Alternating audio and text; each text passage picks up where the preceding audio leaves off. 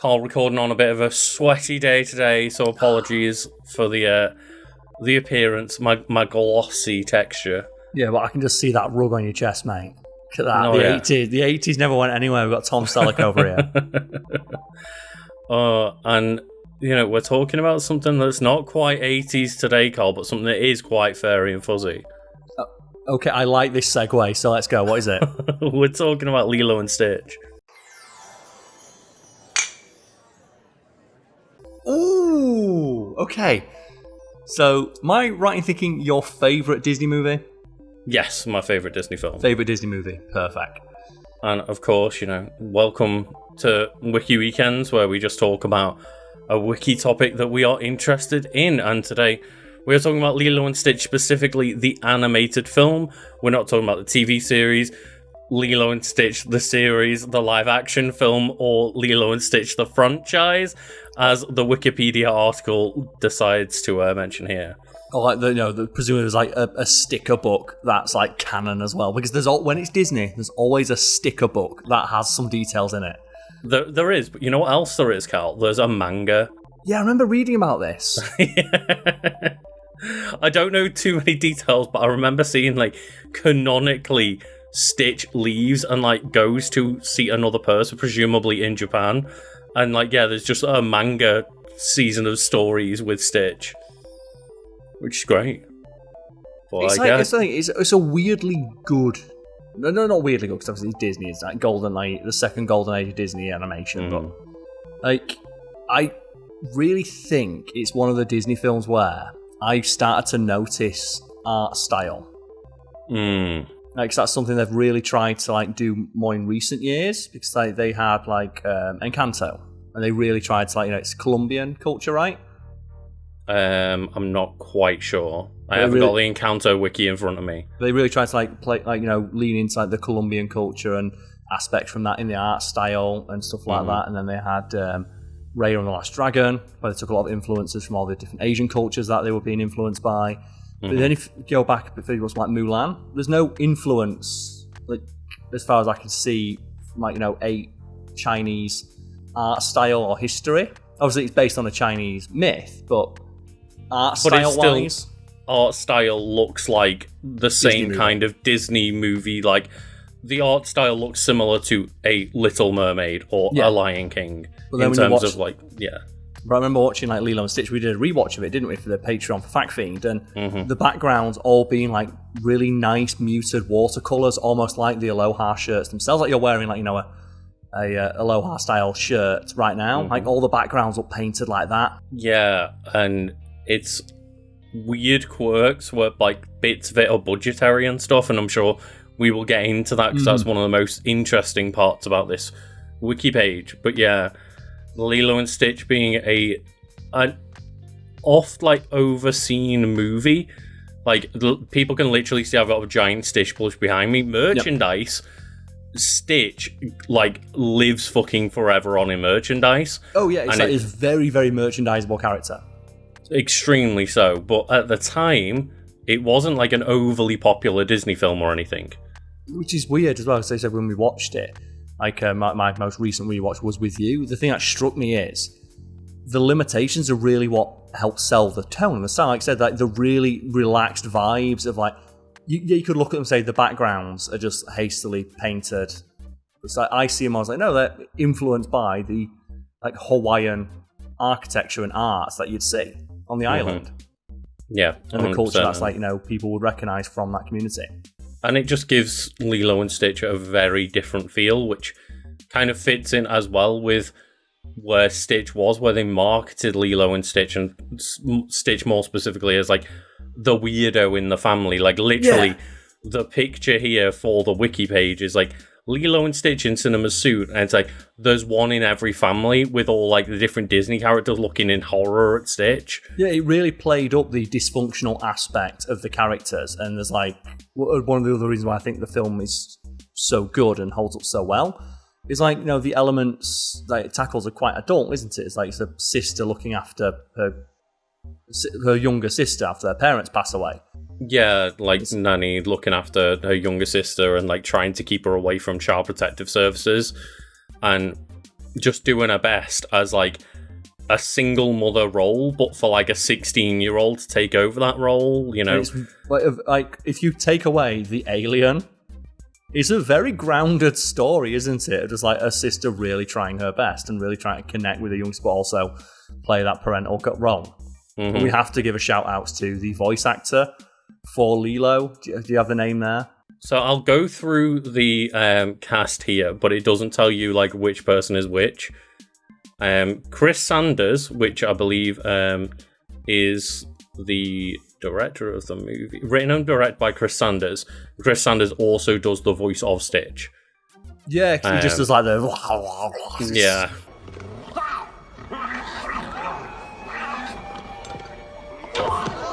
And you got Davy Chase, who maybe with like the first other role, maybe they're Lilo. You got Tia Carrera, Ving Rhames, David Ogden Steers, Kevin McDonald, Jason Scott Lee, Zoe Caldwell, and Kevin Michael Richardson. Yeah, I absolutely adore all of Lilo's lines. Just like the one that put me on my arse is just, is everything all right, Lilo? It's like, yeah, it's fine. My dog's got a chainsaw, and it's like, you just what? you just hear the chainsaw. Lilo, who was that?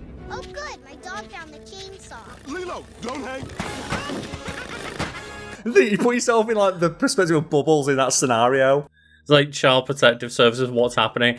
Oh yeah, the aliens attacking my house. Don't worry though, my dog's got a chainsaw. It's gonna be okay. Oh, and it's like, hang on, wait, what? Or my favourite one of like, no, Lilo's doing great, and he looks at the picture on the fridge, and it's just sad and like daggers going into the little. They do a really good job of like the sisterhood relationship, and they've clearly like rehearsed a bit of like sign language, so that when the Cobra Bubbles is asking Lilo, like, oh, so how is it here? And you've just got Nonny like making like emotes behind him. But oh yeah, it's great. We get fed 3 times a day, and I go to bed at a sensible time. And like then halfway through, it's like, oh yeah, and I get disciplined. Oh yeah, real good. 5 times a day. And it's like, no, and he's like, no. Take long naps and get disciplined? Disciplined? Yeah, she disciplines me real good. Sometimes 5 times a day. With bricks. That's the thing, it's like, but the dialogue is just so realistic. It really does feel like the kind of arguments you would have with a younger sibling. So when you watch it as a kid, it's fun to watch. It's like, just funny stuff happening with a kid. But as an adult, I had that exact conversation with my younger sister. How many times have you legit experienced or heard, like, go to your room, I'm already in my room? Yeah. It's like, yep. And then just screaming into the pillow. It's like, oh, dear. But yeah, as mentioned, this is a film that was written and directed by Chris Sanders and Dean DeBlois. In their directorial debuts as well. No, well, that's a good directorial debut, isn't it? It's a strong one. It is produced by Clark Spencer and based on an original story created by Sanders. It is a 2002 American animated sci-fi comedy drama film produced by Walt Disney Feature Animation and released by Walt Disney Pictures. And I just think science fiction comedy drama film. It's pretty accurate. It's what I'd describe it as. Yeah, it does elements of all those things present. But it's just like when you're like, oh yeah, Lilo and Stitch, what is it? And it's like, oh yeah. It's like a nice mix of a bit of everything, and people kind of, I think, brush off Lilo and Stitch, the movie, based off, it's just like, oh, they're having fun with this weirdo monster alien, and then it's, oh no, it's actually a really deep story about family. That's the entire premise. Yeah. So is it Ohana means family? Family doesn't get left behind. It's like, it's a really all wholesome forgotten, message. Carl. All forgotten. You forgot the line. All forgotten. Okay, sorry, my bad. The irony. It's that nobody gets left behind, all forgotten. Okay. The irony of you forgetting the forgetting bit. I got the spirit of the you did. There, and then we've got the film's story just revolves around 2 individuals, an orphaned Hawaiian girl named Lilo Pelikai? I don't know how to say their last name. I've only I don't think they ever say the last Lilo name out loud. I don't think so, no. It's probably something that's mentioned in like a TV show. Or maybe it's like something written on I feel it's one of the things you probably see it written on a name tag somewhere in the background. Yeah. But anyway, yeah. The Hawaiian girl named Lilo, who was raised by her older sister Nani after their parents' death. And then the extraterrestrial creature, Experiment 626, who is Stitch, who was adopted by Lilo as her dog and renamed Stitch. I just love that as well. It's like, what the hell is wrong with that dog? It's like, we thought it was dead. we thought it was dead. Dog. What is that thing? A dog, I think. But it was dead this morning. It was dead this morning? When we thought it was dead, it was hit by a truck. I like them. So they just picked up this blue creature with 4 arms and spines coming out of its back and just put it in the pound and went, I don't know. It looks like a dog to me. Yeah. And then, like, the awesome thing of Stitch looking at all the other dogs, terrified of it. Mm-hmm. And then Stitch having the capability to just metamorph into what looks like something more like on the dog poster. You just see him become, okay, I need to make myself more merchandisable. Yeah.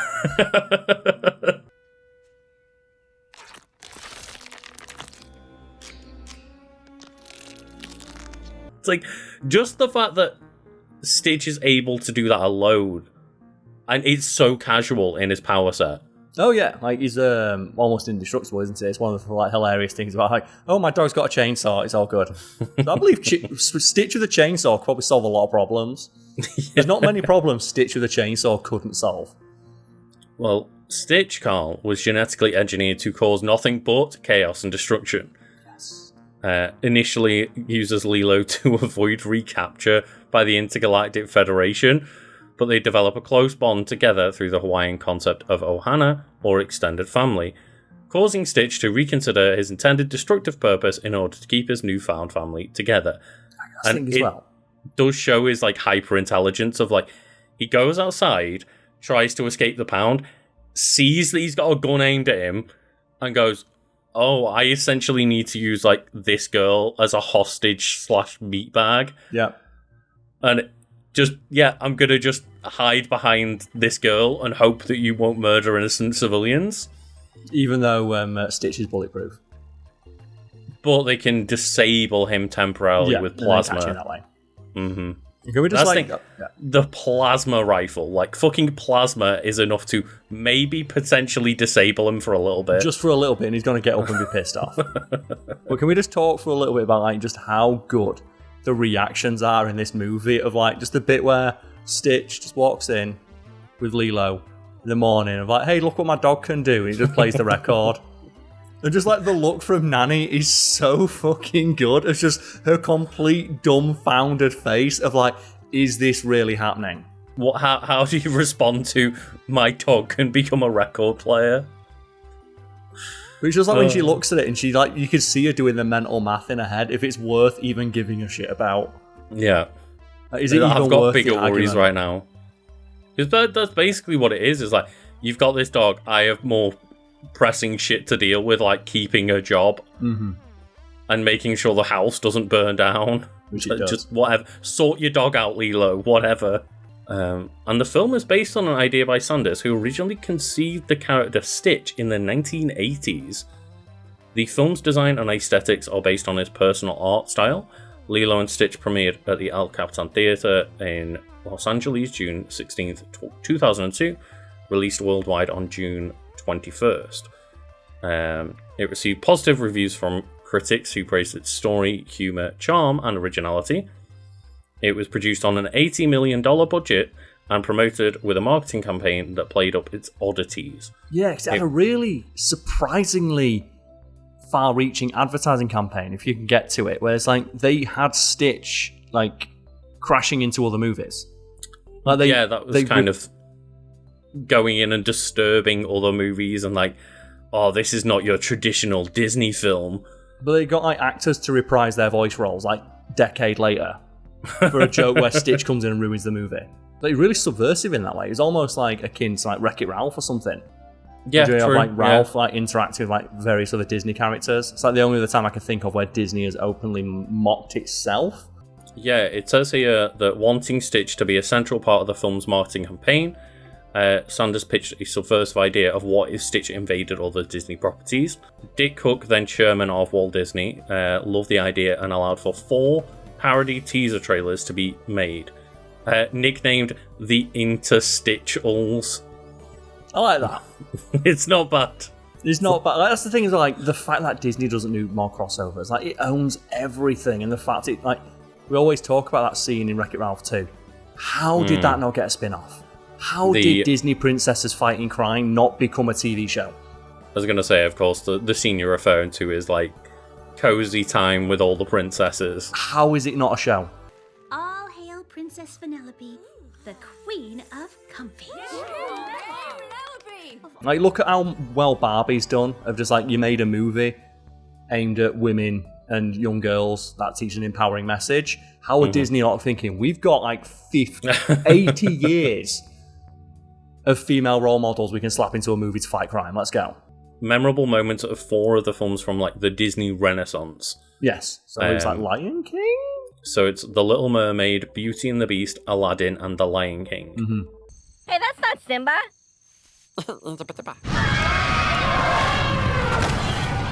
Most of the original actors reprised their roles in the trailers. But That's the thing, they got actors back. It's so dumb. They were shocked when they were asked to negatively act towards Stitch. And the trailers also include the ACD song Back in Black. Which is like the thing that I of all Disney movies, you said it's like a science fiction, action, comedy, drama film. It's also a musical. All Disney films are musicals. I don't like how they only really play like 1 or 2 like Hawaiian-infused songs, and then the rest of it's just Elvis, because I guess Elvis was cheap. And which is like ostensibly Elvis, Middle America rock instead of the Hawaiian sounds. It's just so chill. Like Hawaiian Roller Coaster is such a chill song. It's one of my favourite Disney songs to this day. And I get, yes, Elvis famously like from Hawaii or like lived in Hawaii. Were they Hawaiian? I can't remember. I don't know. Like, I don't think like of Elvis's music as a massive like Hawaiian influence, but they don't sound of like Hawaiian influence, as you say. No, but the songs that are amazing. Like Hawaiian Roller Coaster, like you said, is one of my favourite Disney songs as well. Because it's so chill. Like that scene of them just surfing is such like, just relaxed, like Sunday afternoon watching. It is, and I just read ahead a little bit and it made me giggle. Of like, in the UK, Lilo and Stitch trailers and television ads featured a cover of Elvis's song Suspicious Minds. 2002, can you guess who might have covered Suspicious Minds for a Disney trailer? Elton John? No, it's Gareth Gates, of course. They got... Oh, God. They were talking about my cousin got hit on by Gareth Gates when she used to work, like, she was a radio presenter in Ireland. Oh, wow. And Gareth Gates were asking for a phone number, and he's like, no thanks. Just pied off Gareth Gates.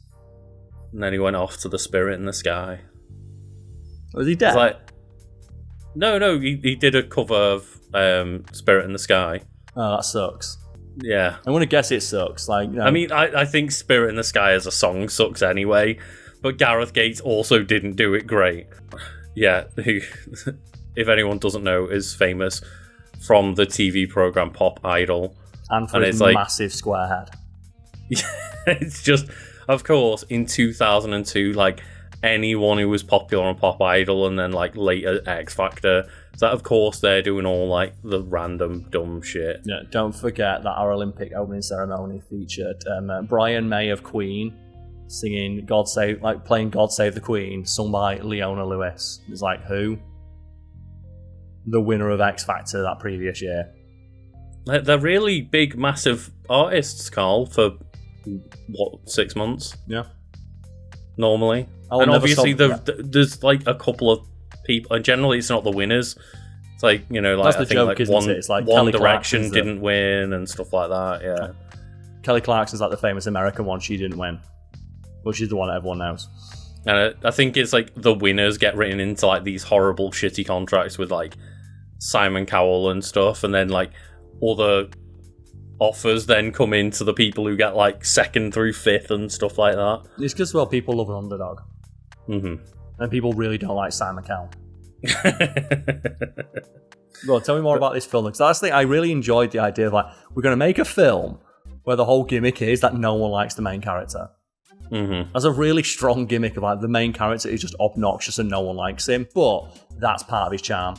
Yeah, the charm is that this isn't like other Disney films that are coming out right now. Yeah, he's not like your cutesy, which I guess Stitch kind of a trailblazer in that regard, of like the wacky animal sidekick who, like, you know, with hijinks.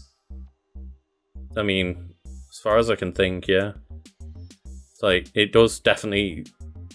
I think for a while it was like, oh no, like, Lilo and Stitch, like, the movie did fine on its budget and stuff, but like, as I say, was never a massive, like, pop culture phenomenon at the time, but maybe, like, a few years have passed and, like, people then started seeing that, actually, no, Stitch as a character has held up really fucking well. You said it got, like, sandwiched between, like, Brother Bear. And I'm like, I don't fucking remember Brother Bear at all, but I do remember Lilo and Stitch. Like, Brother Bear did not get a TV show and a manga. Let's put it that way. Yeah.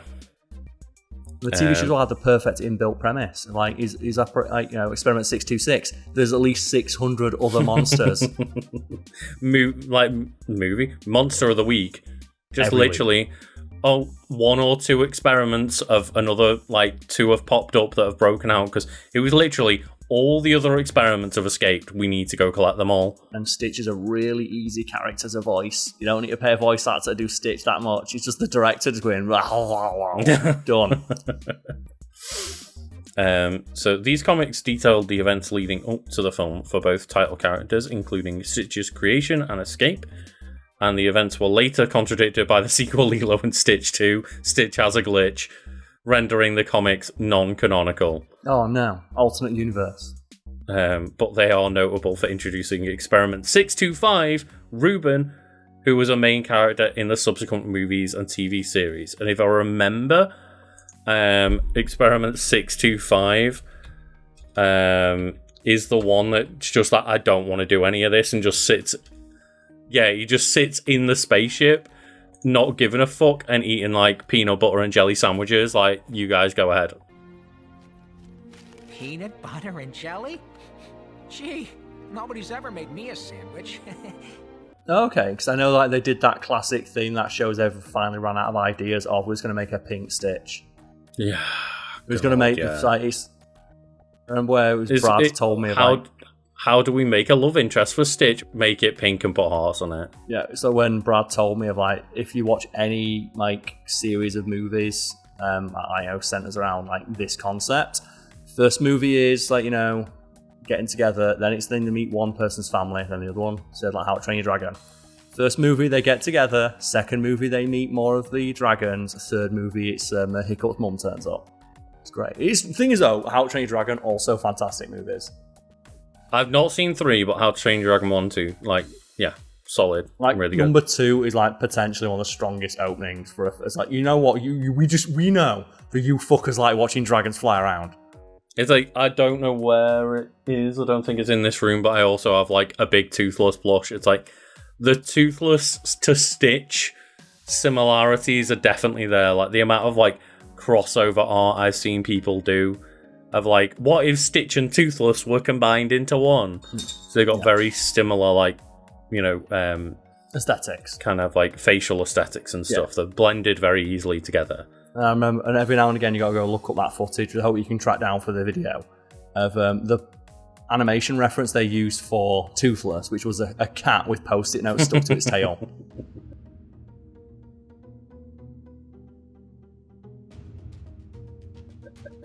So there's going, like, Toothless is running around with its with shit on its tail. I'm like, what is this? They just put post-it notes on the cat's tail and watch what it did. It's flipped its fucking shit. It's kind of fitting as well, because that means, like, you know, Stitch slightly inspired by a dog, Toothless slightly inspired by a cat. Look at him, he's a dog. Well, yeah. It's the most dog-looking thing I've ever seen. Just giant blue alien dogs. It's the perfect dog. You can use a chainsaw. It's still my favourite line. I think, don't worry, my dog's got a chainsaw. And it's just like the fact she hangs up as well and never explains it is perfect. That's what a kid would do. A kid doesn't realise it's weird. Yeah. Oh, don't worry about it. You don't need to come round. My dog's got a chainsaw now. We'll sort it out. And we can round out here with the talk about, like, the design and animation. Cause those perfect. were the two things I wanted to talk about. Were, like, yeah, the marketing and then, like, the animation of the movie. So in a deviation from several decades worth of Disney features, Sanders and DeBlois chose to use watercolor painted backgrounds for Lilo and Stitch. as opposed to the traditional gouache technique, I believe that is. Watercolors had been used for the early Disney animated shorts, as well as early Disney features Snow White and the Seven Dwarfs, Pinocchio and Dumbo, but the technique had largely been abandoned by the mid-1940s in favour of less complicated media such as gouache. It just gives the movie such a distinct visual palette. It really does, and yeah, it's kind of one of those things of it. A lot of people might think, oh, the details are watercolored and therefore lazier and less designed and stuff, and it's like, no, it evokes this particular style and gives it its own fresh flavour. It's that thing of, I'd say that if not for the fact they commit to it, and it's like, oh, they're going for a thing. Yeah. If it didn't all look so good, then maybe, you could have a go at them. But it just fits the movie so well. The way they stylise the characters as well, I think something a lot of women point out is that Nani has a very realistic body type. Yeah. She's not, you look at her proportions compared to Mulan or any of the other Disney princesses. I know she's not a Disney princess, but she's the female deuteragonist in a Disney movie. And she just has a very realistic looking body type. As does Cobra Bubbles. I say that, no. Just the tank that is Cobra. Just that's the thing, you stylize it, but then I also love as well, right at the start, you have that tourist who looks like an alien, and Lilo just takes pictures of him.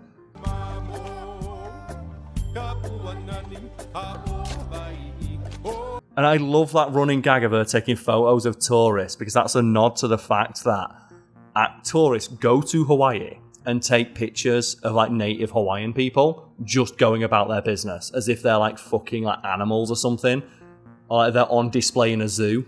And I love that Lilo just keeps doing that to tourists, and the tourists get pissed off about it. Yeah, it's kind of not really talked about in the movie, but it's hinted at quite a bit of how much Lilo is fuck all these tourists and these fat, ugly Americans coming over here and ruining our country essentially. And it's quite fitting for the time that we're filming this in. Just please leave Hawaii alone. It needs time to recover. Yeah, and it's just Lilo being oh yeah, I'm going to go take pictures of all these tourists because I fucking hate them and want them to feel uncomfortable. Yeah, or what's the thing is it's the fish. You got to keep you got to keep the island happy. You got to keep the island in balance, in harmony. Well, I was just saying that it's a great way to introduce the character as well. Of you talk about just really fun and interesting, but seemingly just very just heartfelt dialogue from a kid. Of just oh yeah, she goes and you get the nice intro, and she gives the fish the sandwich. And it's oh, Lilo, why are you late to rehearse? It's oh yeah, I had to give Pudge his sandwich. And then it's her going through and then Nani said that you could just give it a tuna sandwich, but then you can't give tuna to a fish because it's a fish. And then just the absolutely great line at the end of it is why do you care so much about this fish? It's Pudge controls the weather. Lilo, why is this so important? Pudge controls the weather. It's okay. And it's just again, you can see a great way to introduce Lilo. I mean, you can see a little kid coming to that conclusion just as a way to have some semblance of control. Mm-hmm. So obviously, dealing with the loss of a parent is a very harrowing thing. So it's there's a fish that controls the weather. As long as I keep that fish happy, then nothing bad will happen again. Mm-hmm. And then we've got to mention her absolutely just phenomenal MMA style tackle to that fucking little redhead kid. Who makes fun of it, and Lilo just absolutely annihilates that kid. She goes for full-on hammer blows.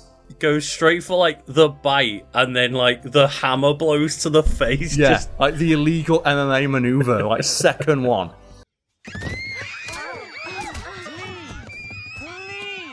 She just goes gangster straight away. She had no chance. It's if the ref didn't interfere, I would have had her. No, it's the referee looks at it and goes, I'm not getting involved with that. So the thing is, I think if you watch it back and you watch it slow enough, the teacher let us get in at least 2 or 3 hits. Yeah. That's they get in there in 1 second, and Lilo still gets a couple of good digs in. Yeah, it says here that the actual animation itself was all 2D work, as the budget was too small for computer-generated imagery, which I think probably would have made the film look worse, especially in 2002. Yeah. But interestingly, the characters were designed and based on Sanders' personal drawing style rather than a traditional Disney in-house style. Which is why it looks so good. As I said, like the body types of like Nani and other people. Mm-hmm. Like, besides Bubbles, who's just like he looks more like an alien than some of the fucking aliens in that movie. I thought that was gonna be the reveal that he looks like an alien, because you have like the big alien, don't you? The big bull alien, the elephant one. Yeah, And the villain. It's not Pleakley, it's the Jumbo. Yeah, and I thought like Bubbles was going to be one of them. Yeah, I thought Bubbles was going to be one of him, and like, he'd wear a mask because like his physical proportions are so ridiculous. So I guess that kind of makes sense. Like, you know, you view it from the perspective of a child. This very tall, large man, you would naturally see him as being quite large. If you're 5 years old and then Ving Rhames pulls your door off your house. Yeah, all 6'4" of Ving Rhames walks in with a pair of sunglasses. If Marcellus Morris walks in and you're a 5-year-old Hawaiian girl who's scared of fish, you would look like a giant. Yeah. And to assist the animators with adapting to Sanders' style, Sue C. Nichols, the film's visual development supervisor, created a manual called Surfing the Sanders Style. Oh, that's so good. I love when like they do stuff like that. Mm-hmm. It's like, I love just like knowing that they had just like this Bible of how to draw these characters based on his work. Well, it's like it makes me think of like a world where we got like a Mulan movie, but they had it in like a calligraphy style. Do you know those like Chinese like ink prints you get? Have it in that style. Mm-hmm. Yeah. And it is one of the few movies where, yeah, it feels like it has a... Not that it doesn't feel like it's a Disney movie, but it doesn't look like every other Disney movie does. No, it has a distinct visual identity of its own. Mm-hmm. And because of the limited budget, details like pockets or designs on clothing were avoided in the animation process, as they could not afford to do shadows throughout much of the film. Well, many of the scenes... Yeah, they also wear big, loose-fitting shirts and stuff, don't they? Mm-hmm. It says, many of the scenes took place in shaded areas, saving shadows for more pivotal scenes. So it's like they did the anime thing where like 5 episodes have to look trash before the big fight, so that they can pour all the budget into that big fight scene. Yeah, we can have a lot of scenes of people talking. And then I guess we can just end on the fact that everyone's going to scream in the comments if we don't mention it, Carl. They changed the ending because it was reminiscent of 9/11. Yes, so one altered scene involved in the climax of the movie. It would be that they hijack a Boeing 747 jet from Lehigh Airport. The scrapes against the buildings throughout downtown Honolulu. But after the September 11th attacks, with only a few weeks left in production, the climax was reworked to have them use Jumbo's spacecraft instead. Yeah, and location. If you look at Jumbo's spacecraft as well, you can just see, because it doesn't look anything like all the other spacecraft in the movie. And if you think, well, that's just supposed to be a stylized 747 with a paint job over the top of it to make it like an alien ship. Yeah, and then the location was shifted to have them fly through the mountains, regardless. Yeah, and then you look at that, and it's like the mountains do look a bit weird. They look a bit. They look very, very tall, like plain, just valley, and it's like, oh, clearly, yeah, that's because they had to like kind of keep to the similar thing of like going down a big street with skyscrapers. And yeah, it does say here, like, regardless, the final designs still have like resemblances of the original design. Yeah, and you can see it in there. Yeah, but it's one of those chains of like, we just don't need to have the release of this movie that we're excited about tarnished by Fox News being like, it's evoking 9/11. Yeah, and that's the thing that like I guess they're lucky in the timing of like they had a few weeks left in production, because I guess they would have had to like recall the movie or something if this was like a little bit earlier. Yeah, there's a couple of famous examples of like changes that had to be hastily made. One is Spider-Man. The initial teaser trailer for Spider-Man had him setting up a web between the Twin Towers. Like the iconic shot, and he catches the helicopter in the webs, which they cut from the movie. But you can still see the Twin Towers reflected in the goggles of his spider suit. but Right. not in anything post Spider-Man 2, which means that 9/11 did happen in the Spider-Man universe and Spider-Man didn't stop it. God, yeah. That's a harrowing That's why, implication. generally, they don't do this shit, because obviously then it's that awkward question of, was Spider-Man there? Yeah. It would almost be like horrifying timing it, because just, oh, well, of course you were inspired by 9/11. It's like, no, the film was done. Yeah. It's like, it just came out at a bad time, and it just so happened that a plane went past skyscrapers, but you know that people would have twisted it. And it's also that thing as well of, we don't want to mar the release of this movie by having this conversation. So we can, at a reasonable expense, avoid having to have a very awkward discussion during the marketing cycle for this movie. And instead just have it be a bit of internet trivia that everybody sort of knows. And they do it in a way where, until it's pointed out to you, you don't notice. No, it's like, it's only noticeable when you point out, like, oh yeah, Jumbo's ship does look weirdly like a plane, when all the other alien spaceships look like alien spaceships. Yeah, like the spaceship that Stitch grabs is just like a floating car. It's like a pod, yeah. It doesn't need wings or anything, but yeah. Yeah, it's like, why would a spaceship need wings? That doesn't make any sense. Like, oh, because that's a paint over. But yeah, I mean, I just wanted to mention that because I know everyone would have been mentioning it anyway. So, yeah, that was just a brief coverage of Lilo and Stitch, the movie. And Luke's his favourite movie. Well, my favourite Disney film. I'll at least say that. Like, I'm not sure what my favourite film is, but I know for sure that just like the way that it mixed things up for me with Disney. Yeah. I think it just stands out far and away from any other Disney like property, It really. does, yeah. It really does stand on its own 2 feet as its own distinct entity. And the fact that, it doesn't take itself seriously. Yeah, for sure. But yeah, thank you all for joining, and I hope everyone has a lovely day. Yeah, cheers. Go watch Lilo and Stitch. Great movie.